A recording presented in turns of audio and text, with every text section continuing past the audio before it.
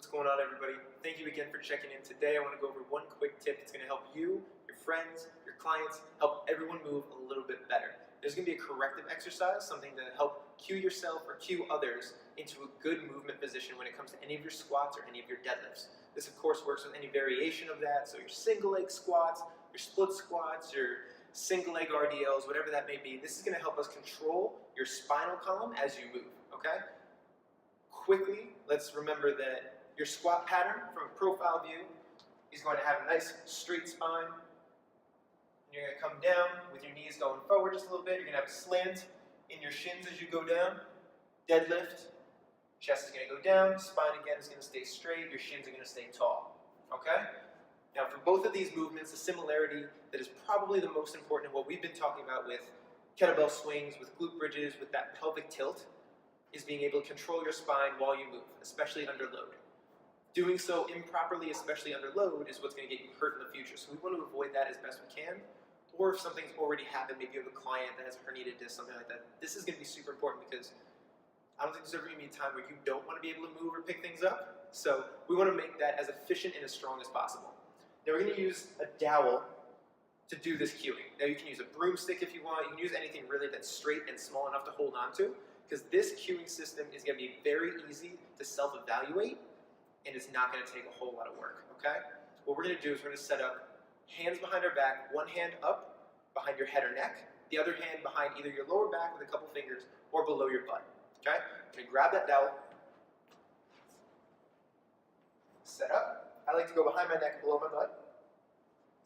I want to get my head, shoulders, and hips all to touch in those three places, okay? Head, shoulders, hips. And for instance, if I'm going into a deadlift, I want to know that I can keep control of all three of those positions as I move. In a squat, same thing, okay? Now, what I see a lot in movement is either an overarch or an over-rounding of the back. What this is going to allow you to do is understand if you have a straight alignment from head to hip. Okay, so to understand that, to see a squat with too much arch, it's going to look like this.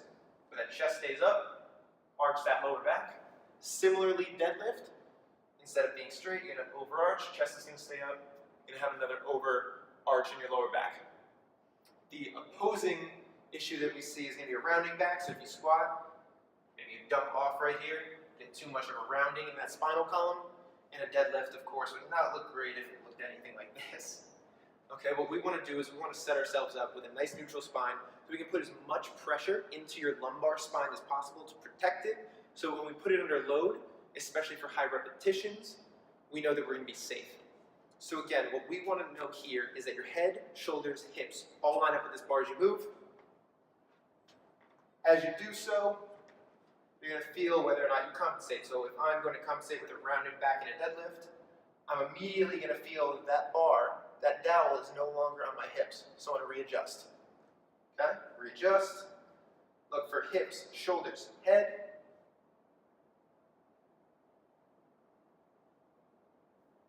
Right back up.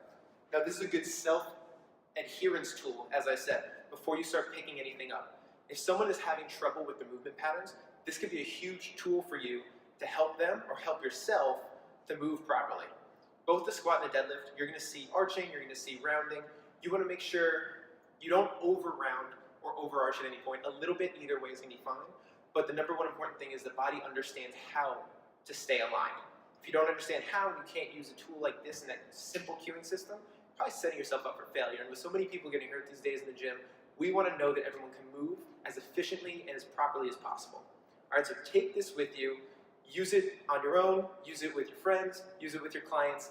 Get back to me either in the comments below or on Instagram @JCodeFit. Let me know what you think. Hopefully this can help you out, and I'll see you next time.